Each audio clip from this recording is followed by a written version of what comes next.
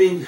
Welcome Monday. I'm Charles Morris. Welcome to Journey 2020. Happy to have you with us at www.thejourney2020.com, where we come to you every Monday from 7 to 8. We've been around since 2013. And as you know, the Journey 2020, we cover a variety of things, topics, and subjects. And so today I thought we were trying to educate you and enlighten you on the future of automotives, right? And we all, especially here in Florida, you have to have a car. There's a difference if you live up north, New York, Jersey, Philadelphia. You can depend on the transit system to get you where you want to go. But here in Florida, you need some reliable transportation. So I'm like, when you watch television now and you see the new cars, and you wonder where are we going in the future, and how has the old, what we call the old car that my dad would work on, he would probably be lost right now. I'm going to ask Alex about that, and the new cars that are out and up and coming. So we're going to talk about that as well. And so with that, I would like to say hi to Alex Staszel.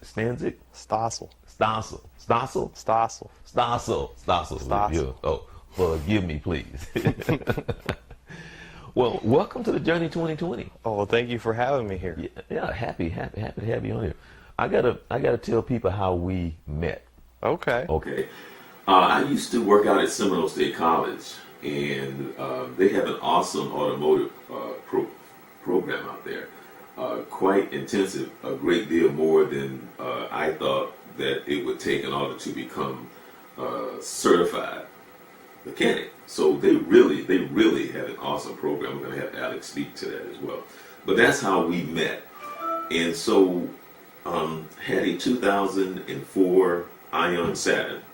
Had this funny type of transmission in it. And there was a recall on the transmission. They replaced the transmission, but the replacement eventually went bad because if you read up on it, it said that the transmission was going to go. The car ran fine. The replacement transmission was expensive as heck. But after doing some research, come to find out that you could put a regular transmission into the car. I went to a couple of my mechanics and they was like, yeah, but, okay. So when I spoke with Inshon, one of the instructors out at Seminole State College, he said, I have the automotive guru that I can introduce you to, and that's how we met. And I talked to him and asked him about it, but his answers and his attitude towards fixing the car was totally different. He just said, well, if I can find this, at the junkyard, then we'll be good. I was like, okay.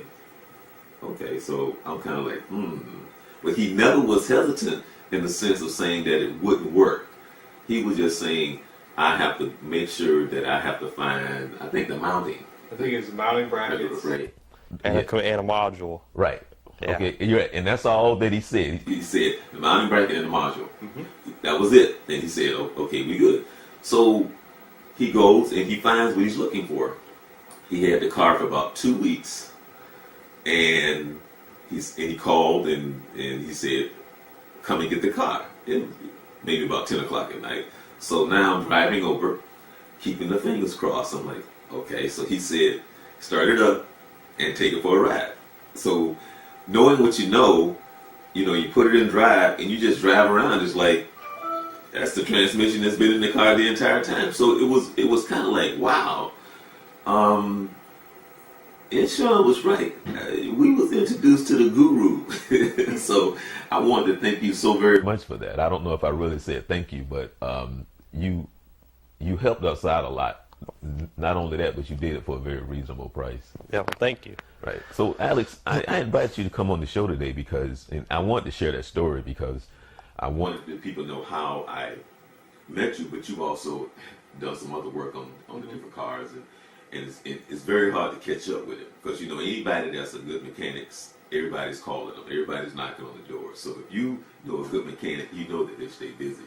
So, but I wanted to invite you to come on the show today because one, I want you to tell us a little bit about you, how you got into the automotive The field. right feel, but you have such a passion for it. So go back and tell us a little bit, Okay. about Alex. So I don't know if I probably never told you the story. Okay. But when I was young, probably about 2 years old, my first word, I was probably younger than 2, was lights. It wasn't mom, it wasn't dad, no food, no, it was lights. Lights? Lights. Okay. So I was very passionate about lights. Okay. So instead of going to the store like Walmart, instead of going to the toy section, we went to the lighting section, and I Okay. would get light bulbs. It's kind of very silly. No, you never told me this story. Oh, so, yeah. Okay. I get light bulbs instead of toys.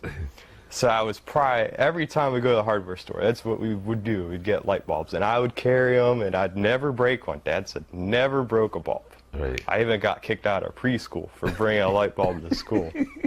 And So wait a minute, back up. So what was the what was the deal? right that they want to kick you out for bringing a light bulb? Well, they were afraid I was going to break it Right. around other kids. Right. And I had it in my entire pocket. Didn't show the teacher till the last minute when they were about to pick them up, Right. or about to pick me up, Right. and they're like, "We're going to refund you your money and take them somewhere else." Good. So you had this light bulb fetish. Light bulb fetish. Okay. So one day, I was probably a little over 3 years old. I wanted a 3-foot fluorescent tube, and Dad goes, "No, here's a toy car." Okay. He gave me a little Hot Wheels car. And then, so after that, Dad did stuff around the house with cars. And so I have pictures of me holding the wrench, taking tires off. I'm 4 years old. Okay. So I enjoyed working on cars since then, and we've always owned GM vehicles. Okay. So that's why I went to automotive program for GM. But anyway, back to the story. Dad would always do stuff around the house, around the cars, and at home. So he'd always change the oil, do the brakes. He'd always do that on his own. We never took it to a repair shop. Okay. So it get a little bit older. He goes to the junkyard for a part for his old Buick that he had. It was like a parking brake assembly or something he got. And there was an old Pontiac, like a Pontiac we used to have, I remembered, and the instrument cluster, the speedometer, was sitting on the seat. And I'm like, I want that. And my dad gets it for me. And when I was young, he worked at night. He worked third shift. So I'd be in bed. He actually made that speedometer work. Okay. So all the gauges in it worked, the lights worked, turn signals work, and when we would go driving out, go places, I would play with that dash. Okay. Everywhere. So that's what really started it. Okay. And then that was up in Chicago. Then in '99 we moved down, and down here we didn't know much. There was not very many junkyards that we knew about. Okay. And then probably I was maybe 5 years later, I was probably about 13 or 14. There was a salvage yard in town in Claremont where I live. And we met the owner on one day on a Saturday, and my dad told him about me. And the guy goes, "Well, you can take whatever you want out of any of these cars, and you can tinker with them and learn from them." Oh wow. So at 13 years old, I'm like, cool. Okay, you were in heaven. I was happy. I'm like, anything? So of course, me being brought up with Pontiacs, that's the only cars I messed with were Pontiacs. So I remember took home 4 or 5 radios home. Okay. And I think I got 4 of them, 4 out of the 5 had white smoke come out of them before I got them to work.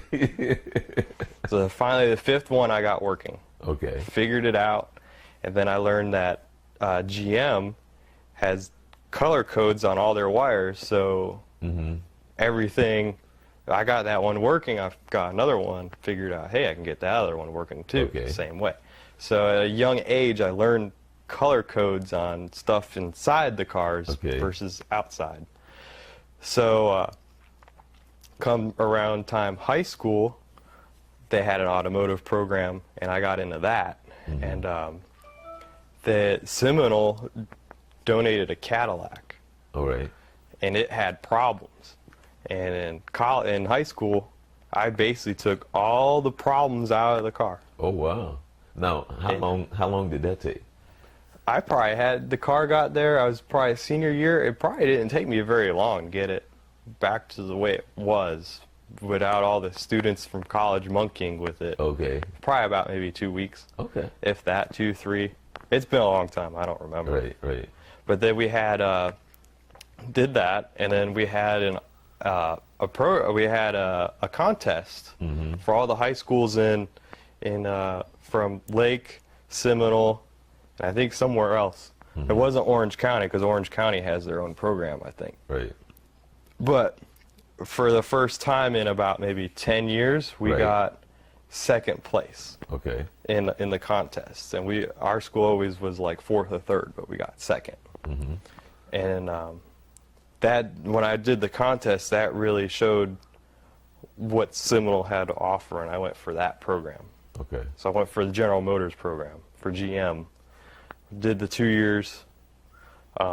Did some really cool stuff. Learned a lot of stuff. I was ahead of the game on a lot of students already, Right. because of all my tinkering with it when I was, 10 years before. When When you was carrying around a light Yeah, bulb, I was carrying a light bulb, Right. so you were it's carrying a like- light bulb, okay.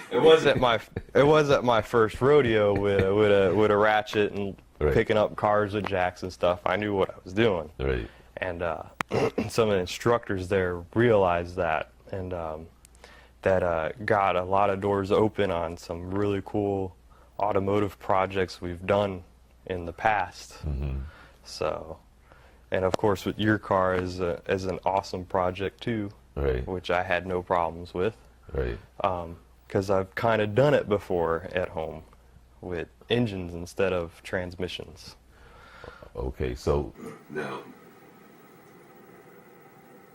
I was fascinated, the whole fascination, because, cars are an important part of our society. Right. There's different levels in the sense of the seriousness, because, whether or not you own a Corvette, part of a club, or whether or not you go back to like the old people who, not old people, but the collectors of old cars and so on. So there's classic things, and so on and so forth. But kind of take us, if you can, very quickly,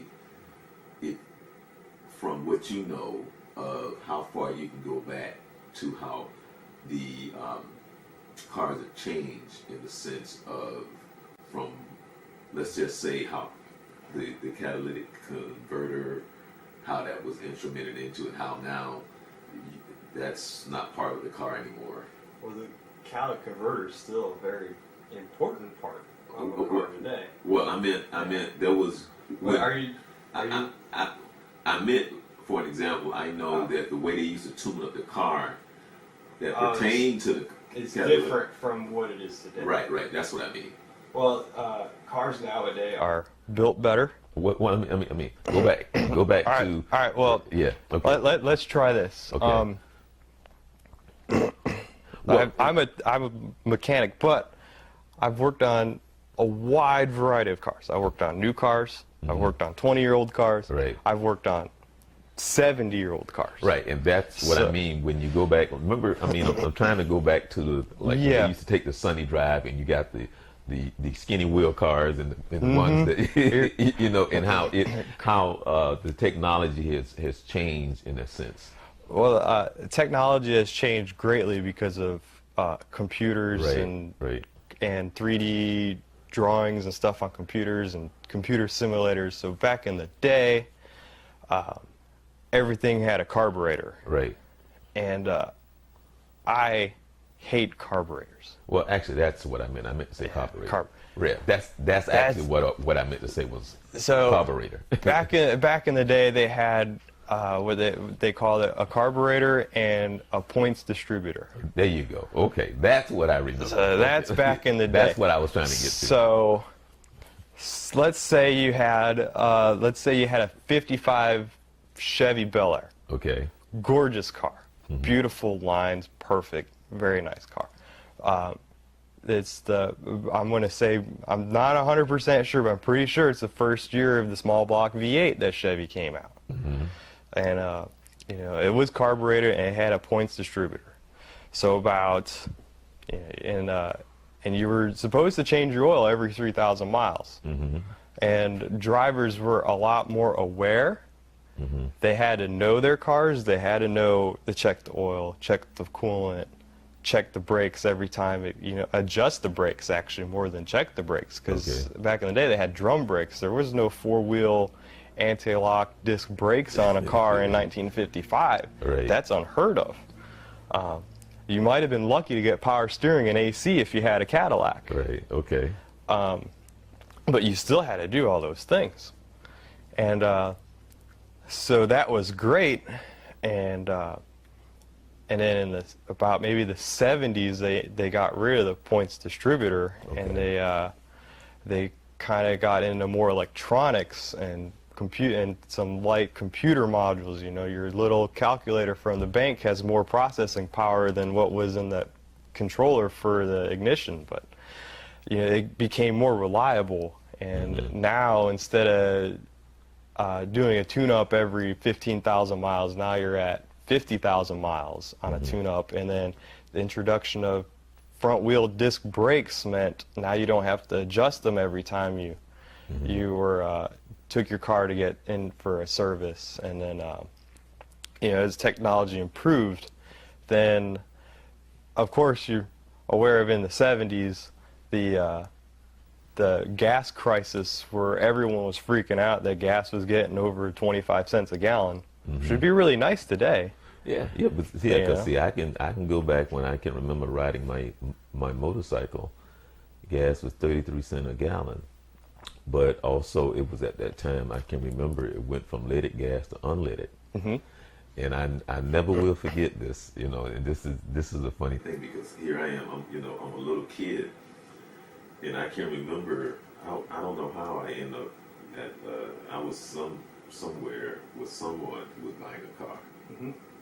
And I remember as a kid, the salesman was trying to sell this guy a car. And the guy was standing there like this, like, I don't know, man, that car take that funny kind of gas. Because that's when they was, they was going into the unleaded, and this car, you had to put unleaded gas, and he was sitting there like this. I don't know, man, this car take that funny kind of gas. I don't know. So to him, it was kind of like, I don't know if I should buy this car, because now that it's, they're selling this unleaded stuff. He's scared because it's something new. Right. So the reason why that car could not take leaded gas is because the leaded gas would ruin the catalytic converter in it. So the car he was buying, it's probably mid-70s when they introduced converters and they started to switch over. If you put leaded gas in it, it would actually melt the converter and it would plug up the exhaust, basically, and the car would go nowhere. The car would probably run, but the converter would be bad.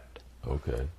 So it was for emissions. So back when the gas crisis came, the government's like, you guys got to do something to the automotive industry. You guys got to do something for emissions and fuel economy. So at that time, you saw all the nice muscle cars like the GTO, the Nova, the Chevelle SS. They all started getting, they just stopped and they started making Chevettes and Pintos, and you're like, and then the introduction, then the Honda Civic came out, and the Corollas, and then now all of a sudden you got, instead of the big three of the American companies, now you got the Japanese cars coming in the country, and they're selling all their small cars, and everyone now is like, well, crap. Now we're buying all these little cars because gas is so expensive. We need better fuel economy, and that was kind of the end of like that muscle car era of the really nice big Buicks and Pontiacs. Yeah, everybody had those, because back then, if you had a Cadillac, you was kind of like, the bomb. If you had, if you had a Cadillac, and I can remember back then, all of the Mercedes were diesel. Mm-hmm. There were, if you had a Mercedes, if you saw a Mercedes on the road, it was a diesel. You know, I don't know when it changed, but I know that every time you saw a Mercedes on the road, it was a diesel car. Probably blowing black smoke out of the back too as it was driving. Right. But now, as it started to change, and then we when I think of what you just said, because you just gave a good history of what really happened when Honda and Toyota became very popular. Mm-hmm. Because now I think there's a lot of plants here in America. There is. Right. But there's always, help me with the myth. Okay. Now, people are usually, it's kind of like if you go talk to a person who take pictures, Mm-hmm. and if they use a Canon, they love Canon, they're not going to like the Nikon necessarily. And if they use Nikon, they're going to say, well, I use Nikon, Canon. But as a guy who take pictures, my thing is a preference. It depends on what you like. You know, they're good cameras. You know, Right. You know, Right. you know, Pentec's a good camera. All those, you know, they're good cameras. So my question to you is, for years, like, you know, example, I think Plymouth had a bad rap. Right. Back from the 70s on, they had a bad rap, that they were not good cars. Mm-hmm. When it came to the smaller cars at that time, it was like the Japanese make a better car, and that the Americans need to catch up with these. Correct. Right. So So- help me out. Have America caught up with? I personally think America's caught up. okay. The thing is with that myth, I have a feeling is, if you talk to them, you're like, well, why do you have a Toyota? They'll go, oh, well, I had a Chevy and it had nothing but problems. Right. I'm like, okay. And she goes, and they'll go, so I bought this Toyota after I got rid of that Chevy, and it outlasted its life and it never had a problem. So I got Right. another Toyota. And it did the same thing. I have this other Toyota. It did the same thing. So 4 Toyotas in, Right. I have no problem with Toyota. So now I'm dedicated with Toyota. Right. So it's more of a, in my opinion, the myth is, if you get burned by something, you're mainly going to stay away from it. Right. So if it's the same for everyone. Okay. If you had a Ford, you know, it'd be like, you know, I've talked to a World War II vet. He goes, if Chevy makes a better car than a Ford, I'll probably be dead by then, is what he told me. I go, well, what? I asked him, like, well, what's the reason? And he goes, well, growing up in South Carolina, so in a small town, he goes, the only dealership we had was a Chevy dealership, and I had to buy a Chevy because it was the only dealership in a small town. And before I had a Ford, he goes, I got that Chevy, and I couldn't keep a transmission in it. It kept on going bad, had to be replaced. Mm-hmm. And he's like, I went back to a Ford, and I haven't had a problem. So it just, you know, some of those cars you get, there's bad ones in the bunch. Oh yeah, definitely. So, definitely. but it doesn't mean that all of them are going to be bad. No, but typically, from my experience, and I'm going way back just from, you know, my friends and my own Experience. I tell you that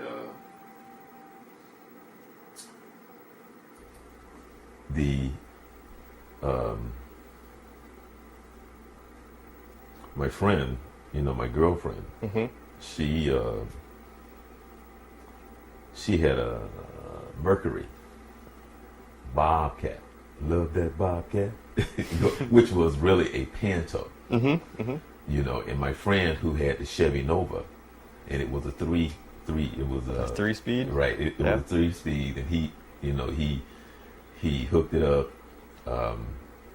So it was nice. And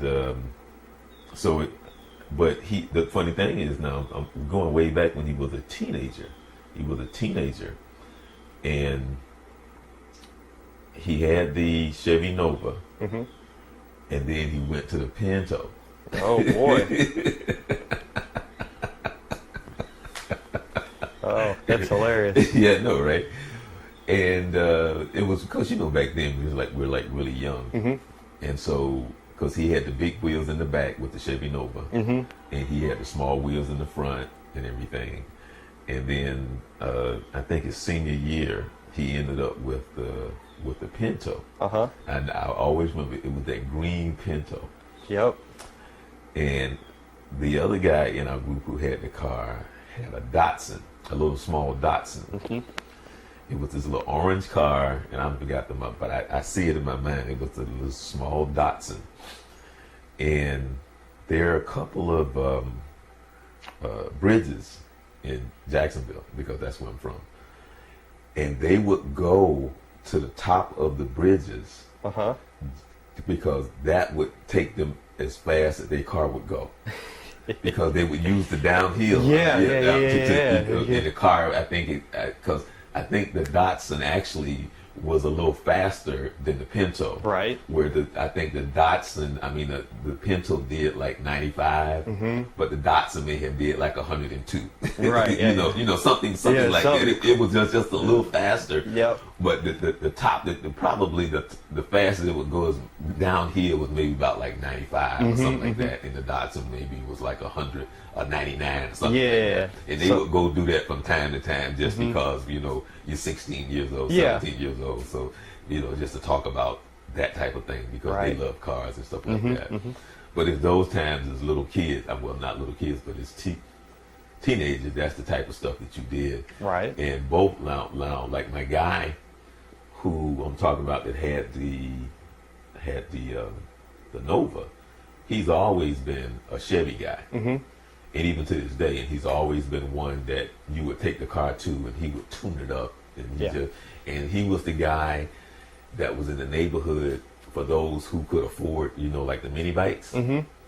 He had the fastest mini bike because, as a kid, I think he was like 13, 14 at the time, he would race and they would race and he would always win. So he had the fastest one. And because he said he changed the sprocket. He said he put a smaller sprocket on there. I guess it spun faster or something like that. So, but nobody knew why he had the fastest bike, But he said that's what I did. I put this small sprocket on there, and so he beat everybody. So he was kind of like you as a little kid because he tinkered, and whenever you want anything fixed, a lawnmower or anything like that, he fixed it. Always try to make it better. Yeah, I agree. But so how did you end up over at Seminole? Well, Automotive in high school, they had that contest. And I'm like, well, that was really cool. And I always liked cars. And I'm like, well, if I do this, maybe I could become a tech, or I really want to design cars. I always liked cars. And so I got in the automotive program there. And it gave me a good foundation of knowing the basics on every aspect on the vehicle. And it allowed me to build upon that. Being in the automotive program and just being in GM, it showed all the aspects of how to fix a GM car. Okay. But it didn't give how to fix a Ford or a Chrysler. The basics, brakes and suspension, stuff like that, the same on all cars. But when you get drivability problems like check engine lights on in a Chevy, I can give you in probably 5 minutes why it's on, what is causing the problem, and how to go upon fixing the problem in about maybe 5 or 10 minutes, depending on the car, how old it is, how new it is on a GM car. But if it's like a Ford, I got to spend a little more time on it. Okay. No, well, I don't want to break your concentration, but it's funny that you say that because one of the mechanics that I go to, he's one of these guys that's very passionate, and he always get the cars that no one else can fix. And he talks about, I guess, in language that you would understand, because when you're talking to me, I don't understand it, but you would understand them. Right. And the differences and working on the different cars, because he tried to explain like what it's like working on a Mercedes, or like what it's like working on a Saab, or like a a Volkswagen. Volkswagen. Right, and he's just a different mindset in how they think. Now, to him, you know, it's up here as he understands it because he's been doing it for so long. Yeah. So when they bring him the car, because he remembers, okay, this is whatever make and model this is, so he kind of already know the troubles that's going to come with this car. And I just find that's amazing because to us, the average person, an engine is an engine, a car is a car. Right. But that's not the case at all. It's not not the case at all. So like I said, being an auto, Fords are different from Chevys on a lot of things, but you know, basic stuff, brakes, tires. Right. In sense, an engine's still an engine. It still does the same thing in a Volkswagen as it does in a Chevy versus a Toyota. It does all the same stuff. Right. It has all the same components. It's all there. But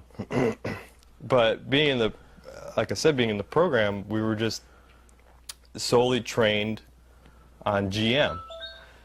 So, but the goal of that program is when you're out, you can work at any General Motors dealership in the country. Okay. And fix any General Motors car.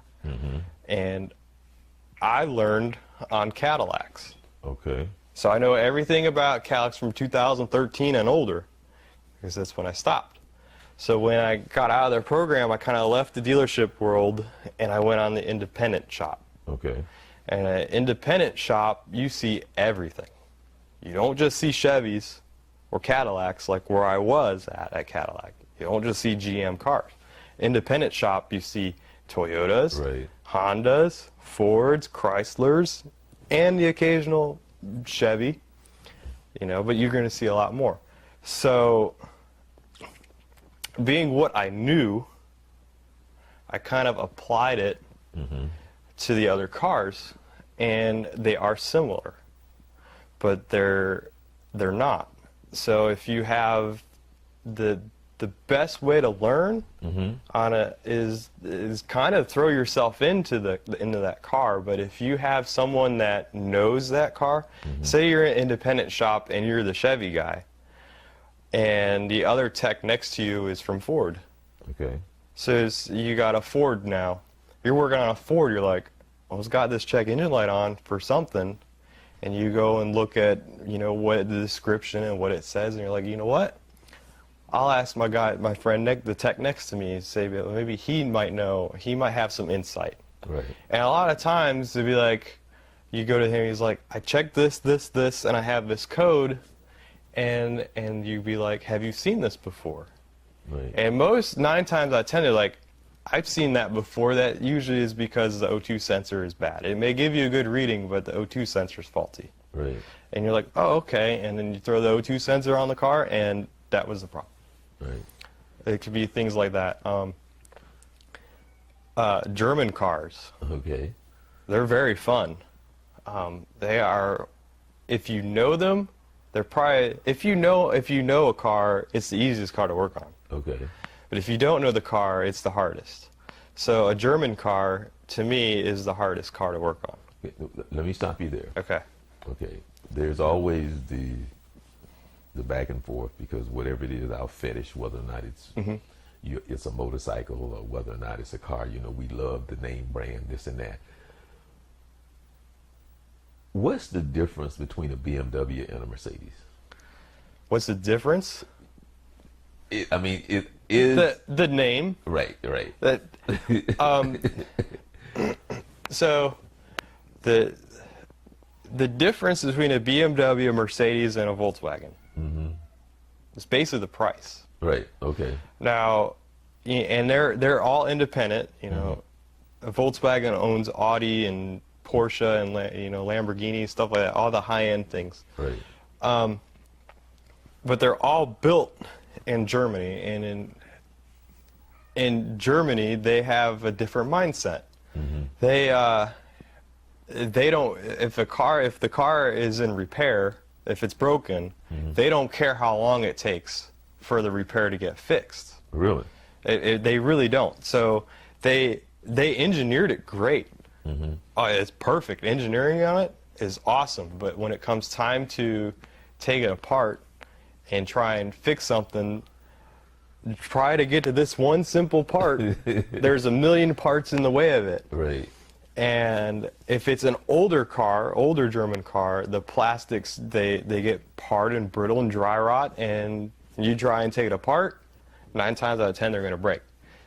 And so you're waiting on more parts than.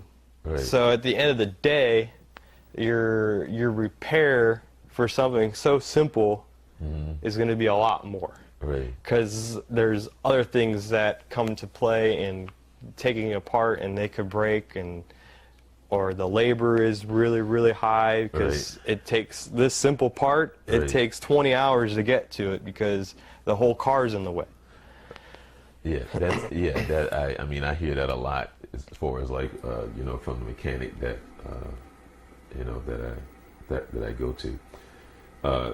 The other part too is what's the difference between something like a Lamborghini or a Maserati, and reason why they're so expensive? What would be the difference other than the name? Can you say why they cost so much? I honestly couldn't, because I haven't had the opportunity to put my hands on a Lamborghini or a Maserati yet. But if you're asking for the cost of the car, Right. would be I know the Lamborghini use a lot of carbon fiber over, say, BMW 3 Series. What does that mean? Carbon fiber would be a different type of material. Okay. It would be, it's stronger than steel, stronger than aluminum, and it's lighter than metal, than aluminum. Okay. And they usually use it, like if you see on the import cars, like the Fast and the Furious, they have this fancy hood with the night that's grayed, and that's carbon fiber basically. It's very light, strong material that's man-made. And Lamborghini, they use that like on the hoods and the fenders and the front skirts and everything like that. And they use magnesium instead of aluminum. So they use these different materials that are more expensive. Okay, now for the average person, we don't, because we see the car. Now what you just said, I mean, it makes sense. But as the average consumer, we're thinking like the engine, like it's something special in the engine. But what you said in the sense of the material of the makeup of the car, because like the Rolls Royce, they would talk about like the wood. They had this very fine wood, expensive wood, on the dash and those type of things. But they always said it has a GM transmission, Yep. So it's funny because the Rolls Royce, is a very expensive car, but it's basically a luxurious car. It's a BMW. BMW, I believe, owns Rolls now. Okay. So underneath a Rolls is a BMW chassis. Okay. And a drivetrain from a BMW, but it has special leather from some certain cow from Scotland that you can only get the cow from Scotland, and the wood is from somewhere in the Amazon, and you can only get the wood from the Amazon, and they have so much insulation inside of it, so when you're driving you can hear a pin drop in it at 70 miles an hour. There's no wind noise that you hear. So it's how the cost of that car is how it's been built, more than more than who made the engine and transmission. Right. It's just how it was engineered and how it was built and the type of materials it was used in. Okay. So now let me ask you this here. Where do you see the technology going? Because now, when you hear now, I guess the thing is the cars now can parallel park themselves, which I'm still trying to understand. Maybe you can help me with that, because I'm still trying to understand how the car does that. And then everything now is that the car stops itself. So can you kind of break that down for us and help us with that? So the reason why they started coming out with that is to make cars a lot more safer. Okay. Now we have all this technology, and we have a lot more distracted drivers. Okay. In the 80s and 90s, there was no such thing as a cell phone or an iPod. to listen to your music. So a lot of drivers weren't distracted. Right. The most they probably did while driving a car was read a book, Okay. which I've seen. Right. So now you got texting and Facebook and Twitter, and everyone's taking selfies while driving. Right. So now there's more distracted people out. So now it's basically the insurance companies are pushing the car to stop itself or to warn you when you're veering off your lane. Okay. So it's more of the insurance company that's doing it, and I think they have a cool program where they're like, well, how can we make the car safer? And they send out people to figure things out and be like, well, if we can make this car stop itself, that will reduce rear-end collisions on other cars at traffic lights. So, can you speak on the technology of that? How does that work? Can you? It's basically really easy on how it works. You know, I have a 2015 Chevy Volt. Okay. It's an electric car in a sense, but I have forward collision alert on it. Okay. A car doesn't stop itself, but if it will warn you when you're coming up on a car too quickly, it'll beep at you. And it also has lane departure, so it will tell you when you're veering out of your lane. It doesn't correct itself. It wasn't designed for that technology yet. Right. So, but it has, if you look at the windshield, it has a camera, and lane departure has been around a while for actually GM. It's been around since about 2006. The Cadillacs were the first ones to have it. So it has a camera, and it sees the lines of the road. Oh, okay. And the camera knows where the wheels of the car are at and the lines of the road. So if it sees the car get too close to the line, it's going to beep at you and say, hey, you're too close to the line. Okay. Or if you don't use your turn signal and you veer, it'll beep at you and say, hey, you just veered off your lane. Right. And then, so the camera sees that. And I believe it also works the same way with forward collision alert. It sees the car, and it sees you're coming up too quick to it, and it'll beep at you. Okay. But there's also, if you look on a lot of cars that have little round circles in the front bumpers and rear bumpers, if you see those on newer cars, that's the park assist. And that is more of a sonar. It uses sonar. So it sends out sonar signals out to objects, and when it bounces back, and it can determine the distance on a lot of things too. So that's how your car can self-park itself, is because it uses those sensors, uses cameras, and it's kind of computer programmed into everything, because nowadays cars don't have hydraulic power steering, they have electric power steering. Oh, really? So Now, this is the question that I wanted to ask Okay. you, which I don't know if it's a good question or not. My dad is kind of what you would be called a self-taught mechanic from back in the day, where he started working on cars when he was a little kid, and I guess, by trial and error, the same as you was doing with the radios and everything. Yep. And so, where would he be now if somebody brought him a car like now, in reference to what he was used to working on back from the cars from the 70s and so on and so All forth? right. I mean, if somebody just pulled in and said, my car stopped working and I'm trying to figure out what's wrong, and he opened the hood and he goes, whoa. I think, depending on the vehicle and depending on what the problem is. Well, let's just say it's a Chevy. All right. A Chevy. So now it veers down to the problem. Okay. So if he opens up, say it just stopped running. Right. He opened up the hood. I think the only thing he'd probably do is get the plastic engine cover off and look at it like, because if he's used to 70s Chevy, you see spark plug wires, you see a distributor, you see a carburetor, an air cleaner, you see everything. You open up a new car, all you see is plastic covers. Right. There's nothing there. Until you pull the covers off, then you're like, that might be an ignition coil. Right. I don't know. It's totally changed. So unless if he tinkered as the cars progressed, and if he say like every 10 years, if he tinkered with something every 10 years newer, he would probably figure it out. Right. But it would take him a lot longer than someone who worked on a newer car. Now, I would say if I got a 70s car, I'm totally lost. Oh, really? I am lost. Oh.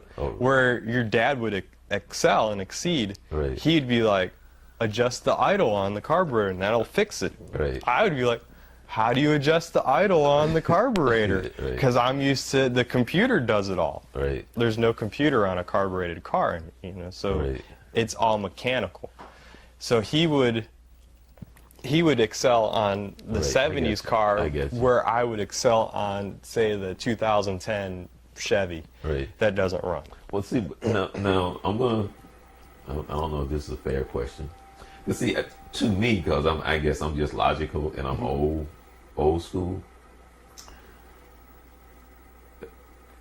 When I see a lot of the stuff that I see on these cars that they advertise, I just sit there and shake my head, because to me, there's just something else that can go wrong with the car. 'Cause I just want to get in the car, start it up, and it takes me where I want to go. And go. Right. So I'm like I saw the other day and I get it, because the more gadgets, the more you can sell the cars. It's not about the car; it's about the gadgets. It's about the creature comforts. Right. So we love the gadgets because it makes us cool.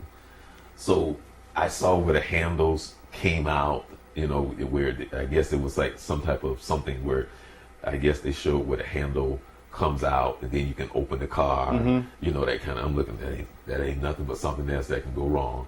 I forgot one where it looks like the dash came alive and that I'm going like, that is just something else that can go wrong. And I'm like, man, it's just give me a car that I can drive, that I can turn on the AC if I need the AC, if I can turn on the heater, and then I'm good. Like, for an example, like, I hate power seats. Okay. Because you're like, if I just had a regular seat, I just go zoom, boom, boom, because now I got But otherwise, if it was manual, I just go zoop, zoop, zoop, and it's done. So that's just me. And then if it's for something so simple, because what does it take to just every bit of about 3 or 4 seconds, or again, like somebody was talking about, if the car goes into the water and you're trying to get out and you can't let the window down because it's power now. Right, because it's power versus crank. So it's just little stuff like that but an older person would think like that, not a younger person, because a lot of times you're just being logical in the sense like, it's just like, but it's cool, but when you get older, you just like, that's just something else that could go wrong when I just need to get in the car and go to where I need to go, and that's it. But that's not how we are. So kind of tell us where we're going to go in the future of cars. And lastly, in the sense of on that topic, at one point will we see cars that will hover and fly or something like that? Oh, well, in my opinion, I hope we'll see cars that hover and fly, because that means I can enjoy all my old cars on the road. In my opinion, the car that you want with crank windows and have AC and a heater sounds like a Geo Metro. Oh yeah. It would be a very cheap car, which is it's something. But actually, what would be cool? Because now that I see how we buy cars, because you can kind of like order your car what you want, but it'll be cool. Let's just say if I want a Pacific car, it doesn't matter what make and model. And I can just go click, click, click. This is what I want. This is what's going to make my car. Yeah. See, now, to me, that would be cool. If you had that option. Say, no, you know what?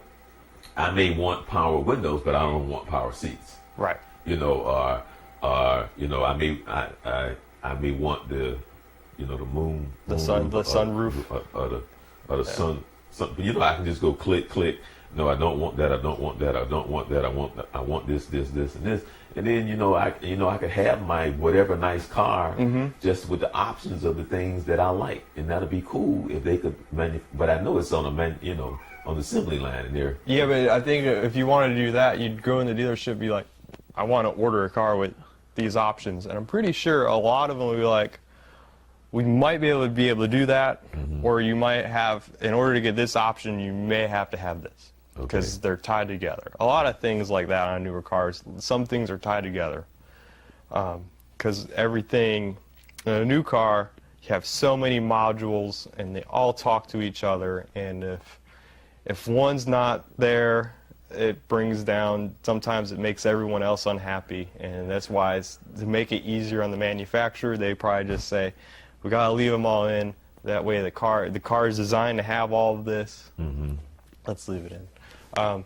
In my opinion, with the way the future of the car is going, I'm pretty sure one day they will fly themselves, and I'm pretty sure everyone will be scared of that. But what's really big now is hybrids. Okay. Everybody has a hybrid out. You can buy a hybrid from every manufacturer out there now. I don't know anyone that does not. Okay. Explain that. The reason being we all got hybrids is because of emissions in the government, and they want higher miles per gallon.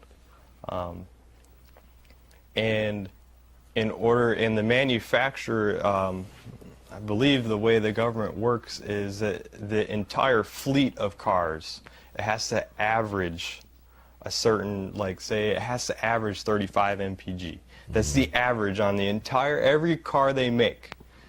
That has to, out of all of them, whatever their EPA rated mpg is, they have to average 35. So that's why they can get away with the Charger Hellcat that makes 8 miles to the gallon because it's the big V8, but they also have a gas guzzler's tax on them. So that might be a bad example. But if you buy a Hellcat, be prepared to pay the gas guzzler's tax. Okay. They have them. That has it. The government puts that on there. Where if you were to buy a Dodge Dart with a little four-cylinder, it does not have such a tax on it because it gets 40 miles to the gallon. The hybrids kind of boost up their average MPG. So like Nissan with the Nissan Leaf, it's 100% electric. That kind of boosts up a lot of MPG on the rest of the cars, but they also have, I think the Ultima, you get a hybrid in it, and to me that's the way the tech. I don't think I answered my question on it, but the hybrids are on MPG, but the hybrids are the way it's going because everyone's now, it was a couple years ago it was $4 a gallon plus for a gallon of gas, and and you saw everyone starting to get rid of their SUVs because it was over $100 to fill a tank up on an SUV, and so that really brought in the market for the Prius. Everyone started, well, let me get a Prius because it'll save me on gas. No, as far as that is concerned, let me ask you, because there's stuff on the internet, and I should have pulled it up, but about the technology and how they can get away from gasoline, and of course, you're talking about the hybrid and electrical, and I guess, let me see, how can I say this? From the political part, and I'll say it like this: the technology is there already, but because of what it would do to the automotive industry and how we do what we do when it comes to oil and gasoline and what it would do to the economy and those type of things, it's like the government has kind of have this secret over here that they won't let into society because of what it would do, just from what I'm hearing on the internet, because there's a guy who sits there and he shows you the technology. He talks you through the technology, even from he's using water and so on and so forth to do certain things. But as far as gasoline and where the technology is now, how long before you think, I would say, 70% of the cars won't be using gasoline? How far away do you think that we are? Well, I believe we're Volvo, a Swedish company. They stated in, I think, 2020, all their cars are either going to be hybrid or 100% electric. Okay. By 2020, so that's almost 2 years, a little over 2 years away. Okay. That every Volvo out there will not just be propelled on gas. Okay. So they're the start. Okay. In my opinion, it's coming really quickly. And as being a tech, the older technicians that have been in the industry for 20 to 40 years are not going to want to learn it. Oh, wow. They will not. That was like that in the 80s when the fuel injection came out. Everyone that was a tech, they were against it. They were mad. But that makes no sense. Because it's something they have to learn. I know, but I'm just saying, because people are not going to sit around and live by what your mindset, because if I can go and purchase a car that's not where I don't have to pay for gas and and it's more efficient for me, it's going to save me money. Correct. So right now, everyone's driving a car that's got 100-year-old technology in it. Right. It's got a gasoline engine in it. Right. There's many cars out there that are today's technology. You got Tesla. Right. They're 100% electric. Right. Yeah. That was my know. question. I was going to ask you about them, so I'm glad that you mentioned them. So Yeah. Tesla's 100% electric. Chevy's got the Volt. That's 2 cars in one. I have quite a few cars. I have 4-cylinder cars, 6-cylinder cars, supercharged cars, sports cars. I prefer driving the Volt over out of all of them. It's 2 cars in one. I made it here from Claremont, no gas. Oh, okay. That's it was like a 30-mile trip. Okay. And I still have 15 miles left before I have to use gas in my Volt. Wait a minute. See, now you're moving a little bit too fast. Oh, man, I'm sorry. No. You have to explain how that works, is what I mean. All right. So the Chevy Volt is a extended range electric vehicle. Okay. So it has a battery on board, and it's people will compare it to a Prius, but the Volt is different from a Prius. Where a Prius is a hybrid in sense, it's electric and gas assisted is what a Prius is. Where a Volt is 100% electric, and all the gas engine does is makes electricity. It spins a generator inside, and that generator provides enough electricity to propel the car. It doesn't have. Hold on, wait a minute. See, let me. Okay. So, if you put gas in it, when you put gas in it, okay. So let me see if I understand. So you would go and put you would stop at any gas station. Yes. And you would put gas in it. Okay. Okay. And the gas is what's making the electricity. Correct. Okay. So how often you have to fill up? You can do a 300-mile range. Okay. Just like a regular car. Okay. And you got roughly 40 miles on a charge. Depends how you drive. You can get less if you're doing. See, now I'm totally confused. All right. Okay. So, electric cars are efficient going slow. Okay. So if you're going 30 miles an hour, you're gonna go a pretty far distance. Okay. If you're doing 90 miles an hour, you're going to go faster, yes, but you're going to cover a shorter distance where you would do 30 miles. No, I got that part. You got that part. Okay, I got that part. All right. Okay. So on a Volt, if you go slow, you'll get your maximum range. That means don't take the highway. Okay. So if you take the side streets AC off, nice day, windows down, just jamming to some tunes, you're probably going to see 50 miles on a charge. Fully charged car. Okay. You'll probably see 50 miles.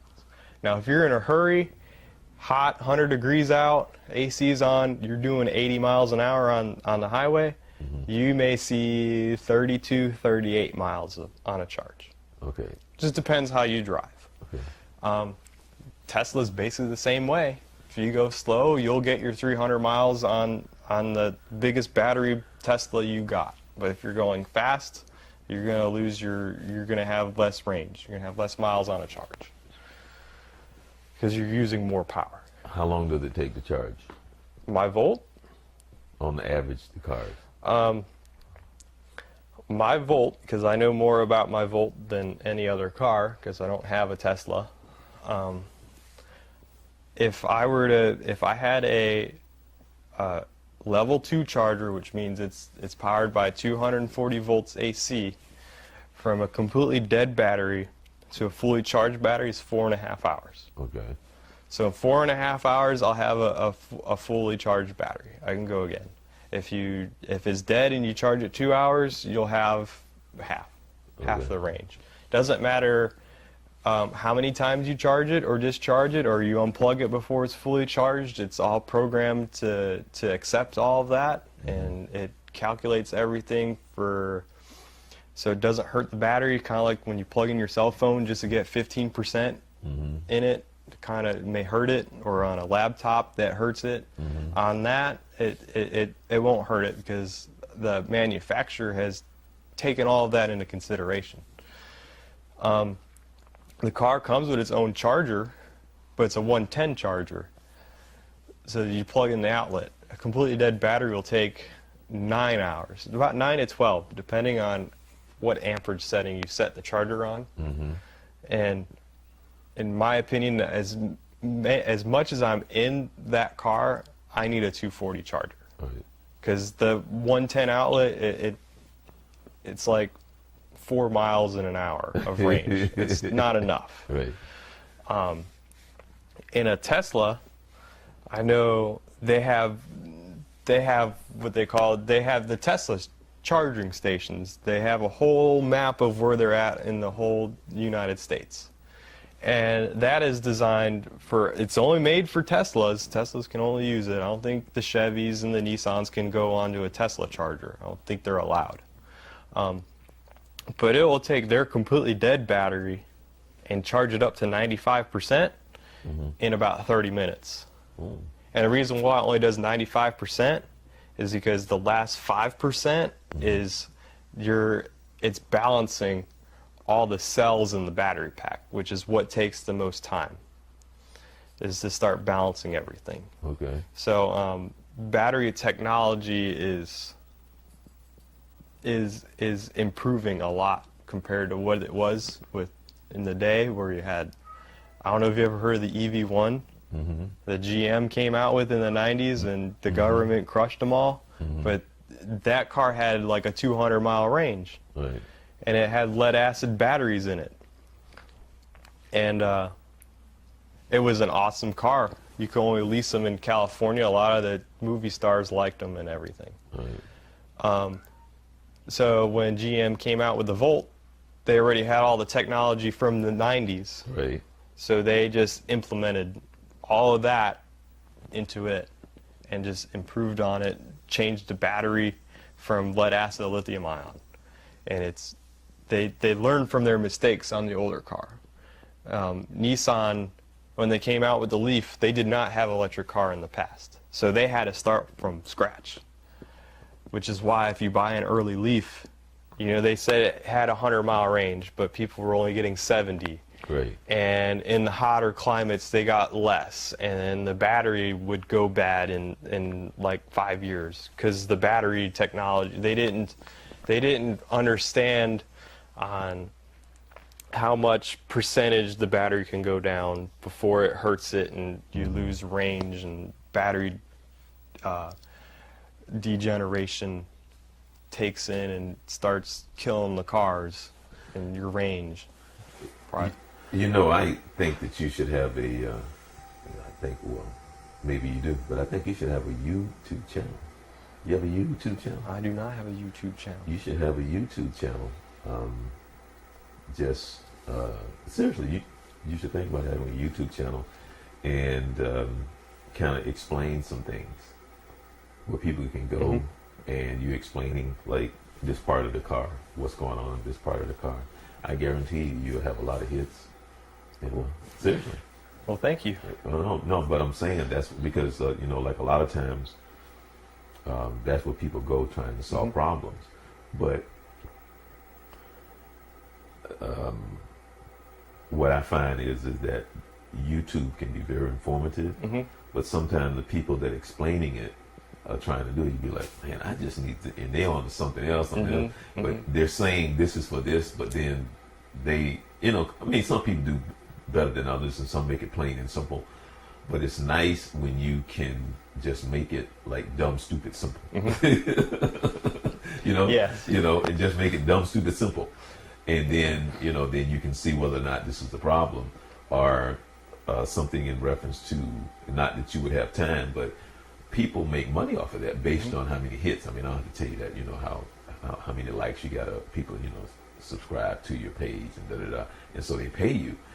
But you know, you start, you know, people, you know, sending questions and you know, that type of thing. But I think your YouTube channel would be great. You know, I think it'd be beneficial for you, and you may learn some things, but I think you'd be able to help, you know, a lot of people out, because I'm telling you, you know, from my experience, you know, with the people that I know that are mechanics, you simplify a lot of stuff. Because when I was talking about that Saturn, because I know two guys that are very good mechanic, and they was looking at me like this right here. They're like, no, we could do it, but it was always like, but when I came to you, your attitude and how you approached it was totally different. Right. And I didn't even say that much to the mechanic, but I said, you know, friend Alex, you know, fix that. And he kind of looked at me, and I just said, boom, it's working great. End up actually selling the car after we've had it for a while, because she went out and bought another car. Yeah. But she sold it to somebody that I don't forget what area. They came from like an hour and a half away, and she sold it. And like 6 months later, she was coming from Miami, stopped off in whatever the little town that she was in, and saw the girl. Saw it? Yeah, like 7 months later. And she said, I love my car, it's still running great. I mean, just from out of the blue, she looked up, and, you know, the girl who came here, you know, who bought the car, and they was at some store, and, oh, I love my car, it's still running great, you know, so it was, you know, and so as far as the transmission, one would never know. Right. You know, and I don't know what's the deal or what they was trying to do. And I guess I should have asked you. Well, on your Saturn, they came out with, I think Nissan was the first one that came out with it. So if you follow all the manufacturers, someone will put something out new. Right. And then the following year later, the other guys will follow. Okay. So Nissan came out with what they call as the CVT transmission. Okay, there you go. Okay. So it's basically the easiest way I like to explain to people about what a CVT transmission is imagine if you ever had a 21-speed bike. Okay. So you know how there's 7 sprockets on the back wheel, and there's 3 on the pedals, and the chain jumps. Right. And that basically changes the gear ratio. Right. Well, on a CVT, it's the same concept, but instead of a chain, it's a belt, and it rides on adjustable cones. And so as it changes the ratios on inside, and it basically makes that transmission have an infinite number of gear ratios. Okay. Which means the transmission never shifts. Oh. The engine RPM stays in its torque band. So if the engine's torque band's 4,000 RPM, it keeps it at 4,000 RPM, and it just gets up to speed. Okay. But the problem is that transmission makes a lot of heat, and trans fluid goes bad with a lot of heat. Okay. So if you don't change your fluid regularly, which is what was wrong with your Saturn, is the fluid was burned and it basically burned the transmission up. Oh. From okay. lack of service is what it is. A lot of people don't realize that a transmission needs to be serviced just as much as the rest of the car. It's funny because I was just thinking about that day before yesterday, because I had my nice Toyota Supra. Love that car. It was an 83, but I bought it in 86. Love that car. And my transmission went bad because at that time I knew nothing about changing the transmission fluid. And I was just thinking about that. I said, man, I could have saved myself a lot of money if I had just known to change the transmission fluid. I mean, I knew to change the oil at that time, but I didn't know the maintenance to change the transmission, and that's basically what happened. There was another question I wanted to ask you real quick, but it'll come back to me. But in closing, listening to you, and you've been a wealth of information, what a person should do to try to find a good mechanic? A lot of times it's honesty. If you're, I work at a shop. I don't deal with a lot of the customers, but the thing is that my mentality is, let's try not sell you something you don't need. Okay. If it can go, the next oil change, say like in 5,000 miles, maybe we'll say, hey, by the next oil change, you're going to need an engine air filter. Where instead of, or in say like in 10,000 miles, you're going to need rear brakes. Something like that. Something that you are aware of, okay, this is what's coming up. Or say, hey, your car's got 90,000 miles on it. When it hits 100,000, it's ready for a tune-up. It's going to need spark plug wires, and a drive belt, because that's the maintenance of that car at 100,000 miles. Okay. And they'd be like, awesome. And they're like, well, quote me out a price.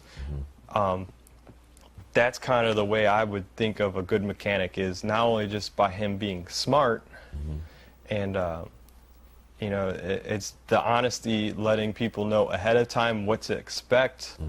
Another thing is, in the end of the day, it's not about me in general at the end of the day of being happy. It's about the customer being happy at the end of the day. Well, you know what, you may have answered my question, but let me rephrase the question then. Okay, because you hear this a lot.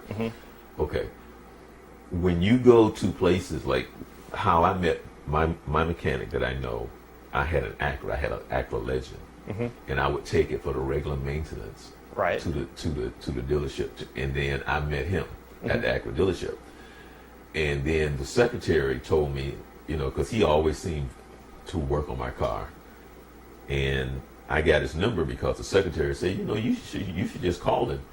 Instead of the regular maintenance, I just would take it to him. Right. I don't know if I should say that, but anyway. But this was years ago. He doesn't work there anymore.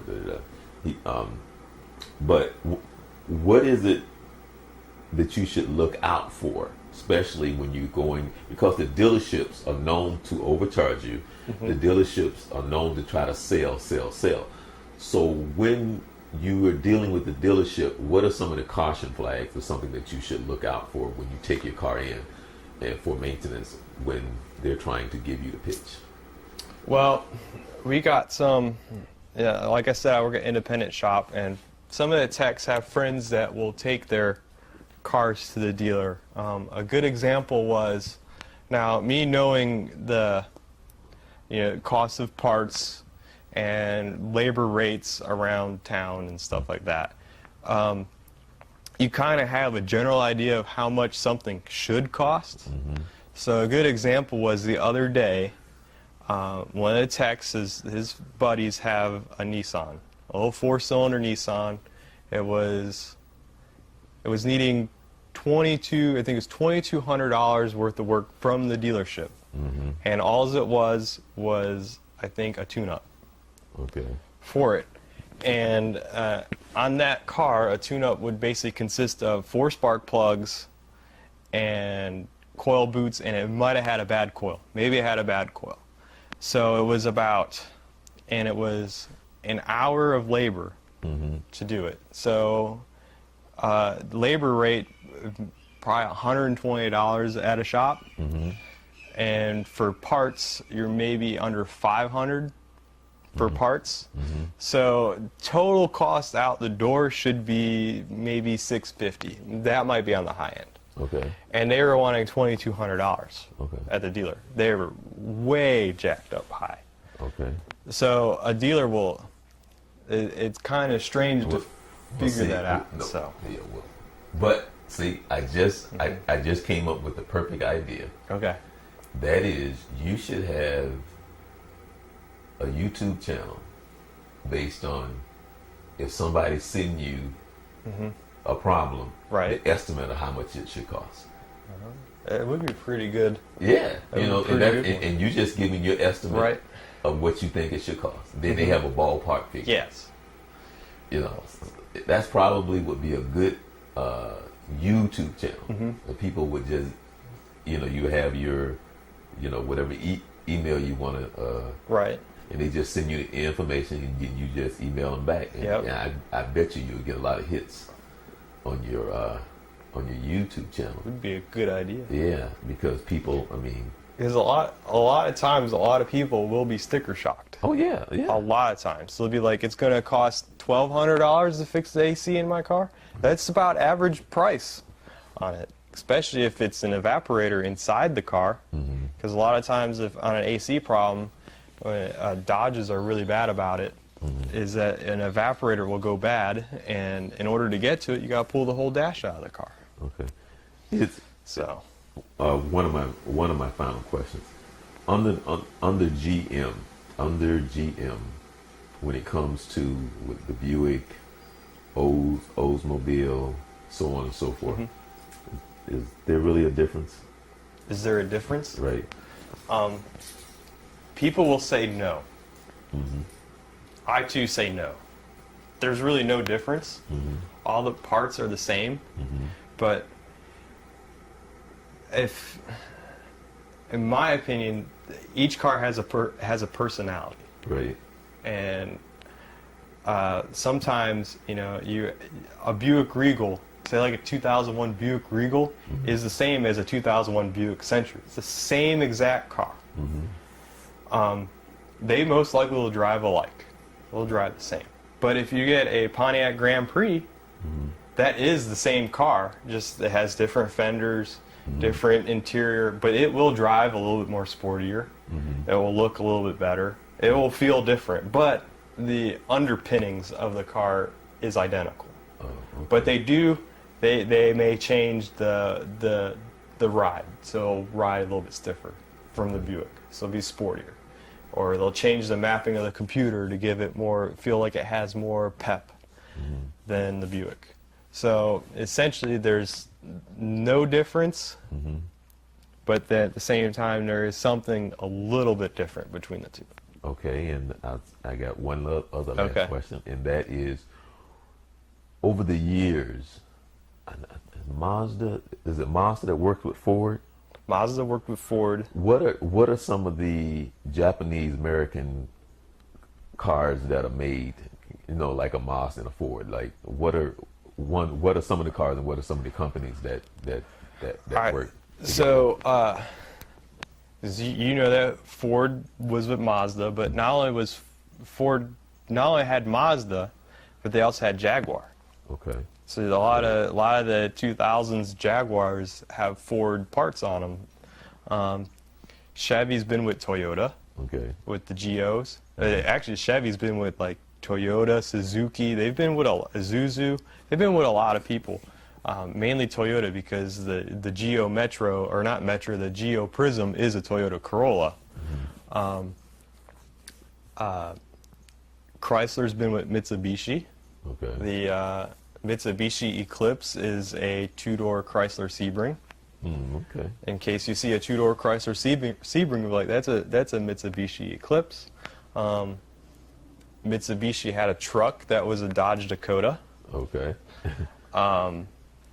Let's see, Toyota and Subaru are two Japanese companies, but they have the Subaru BRZ is the Scion FRS or something. The little two-door little sporty rear-wheel drive four-cylinder car that they came out with a couple years ago. So there's technically a lot. They've kind of a lot of not 100% of it all has been conjoined. Just only like a few cars. Maybe I don't know why they did it. It might be, and I've noted on an Acura, 2004 Acura, it had OnStar. Okay. That's a GM thing. But if you looked in 2004, the Saturn Vue had a Honda drivetrain in it. Okay. So I'm thinking if they're saying, maybe they talk to each other. It's like, hey, we would like to have OnStar on our Acura. What would you like to maybe trade as something? And then maybe GM said, well, we have the Saturn, and we would really like your Honda, your 3.5 V6 for our Saturn Vue. Right. And they're like, all right, well, let's make a deal so we can have, just so they have something, just to share hands with something, but not 100% everything would be shared on a Honda that is on a GM car. So I think it's just to get, just so people, because everyone wants something, just kind of like you have my back, I have your back kind of deal, type deal, I think is what's going on with them. Okay, well, I want to thank you so very much, and I still say you should look into that YouTube channel. I really think that you'll be able to help a lot of people, and I think that it's something that might be very beneficial for you because you a wealth of knowledge, and it's great because it doesn't take long to figure out your passion, But more than anything, I love that light bulb story. Oh, thank you. That's funny. It's funny. Yeah. You're still trying to figure out. Oh, do you know what was the fetish with the light bulb? I think my parents say I'm a mix between Thomas Edison and Henry Ford. So, and I kind of find it very true because I'm passionate with cars, but I'm also passionate with electricity as well. So to bring them together is kind of what I want to do. Well, see, the funny thing is now I wish that I had Dr. Robinson, the psychiatrist. I'm sorry, the psychologist that used to be on the show. Because when you hear it, you can kind of understand your personality and the passion because you don't know it, but I mentor kids. I've been mentoring kids for years and years. That's part of what my nonprofit does. And when you get kids, and like for an example, I try to explain to them that a lot of times they're uncomfortable in the sense that some kids call them nerdy, or they nerds or something like that. And I try to explain to them your gift. That's a gift. I said, now the kids who make fun of you, who call you, the reason why they do it is because they want to be like you. And you don't understand that yet.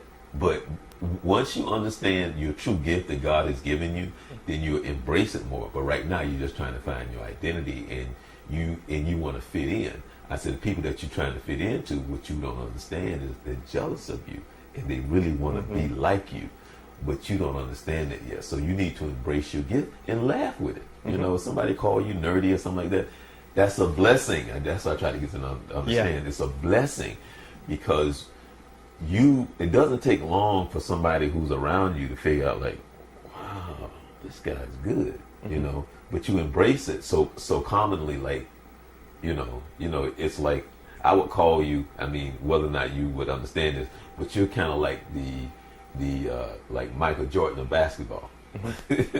you know, people talk, but his gift, you Right. know, and the certain mentality that you have in order to be driven for your excellence, you know, because it's not something that you take wholeheartedly to say, well, you know, no, it's not easy, but it is easy because you have the discipline. Right. See, for us, you know, well, it's easy, but no, you have the discipline. That's what makes it seem so effortlessly because you put in your effort and your soul and your heart into it, and so it comes back to you that way. So that part I understand. So it's like, wow. So it's like, man, I wish that I could do what he can do, you know. But I say that in reference to because I've been around enough people that do what you do to know the gift that God gave you, you know, and I can tell that your parents are proud of you as well, you know, and it's cool to see how you interact with your dad, you know, because he has a passion, you know, just like you, Right. but it's cool to see how you guys interact, you know. So I want to tell them too that they did a good job on raising their son, you know, because I put that in the text. I don't know if you shared that, but I told you that I want to tell them that. Okay. Remember? I'll tell them that. Yeah. Well, you tell them to watch the show, you know. So, but anyway, I just want to thank you so very much. And anytime that you say, you know what, Charles, I got something that I want to talk about, you know, some new technology or anything that you want to share with us or anything when it comes to what you do, please call me because you can help a lot of people out. Because, I mean, you helped us out. Right. You have no idea how much you helped us out, I'm telling you. But you can help a lot of people out because we all need our ride. And there's always somebody out there trying to get over and scam people. And you can help them out and tell them where to go. And not necessarily they need to come to you. That's not what I'm saying. But you can tell them where to go and how this is the help that you need. Right. So please remember to always have an idea of at least coming on the show at least once every 3 months. Okay. You know, so thank you so very much. Well, thank you for having me. All right. And that's going to do it for it today. As soon as he gives me that YouTube channel, we hope that he's going to do it sometime soon. And I'm going to share that with you because I know just like me, you'll be like asking him questions, but you know, because we all have problems when it comes to our cars. That's just the nature of the beast. So I'm Charles Morris. I want to thank you so very much for joining in on the Journey 2020 on this Monday. And you be blessed. And join us next week.